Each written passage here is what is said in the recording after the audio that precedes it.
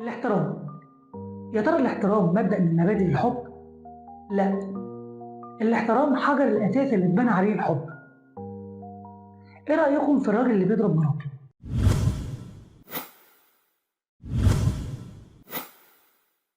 ممكن تقولي لي سبب واحد يخليكي تعيشي مع واحد بيضربك؟ اللي بيضربك ده واحد من الاتنين، لا إما مدمن وبيتعاطى حاجة ومش في وعيه، لا إما مريض نفسي.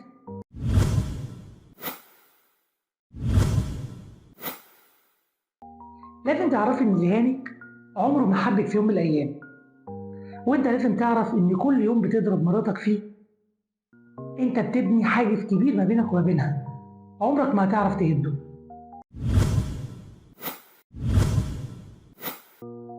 إزاي تبقى بتهينها وبعد كده بتطالبها بالحب؟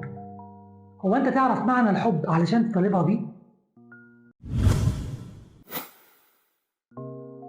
أحب أقولك حاجة كمان، بكرة لما تبقى أب وعندك بنت وجوزها يضربها، يا ترى يا راجل يا محترم ساعتها هتتضايق ولا هتقبل عادي؟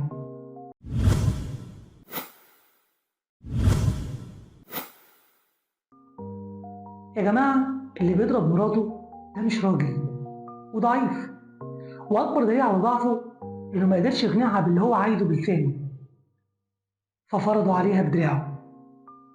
أشوفكم في حلقة جديدة من مبادئ الحب.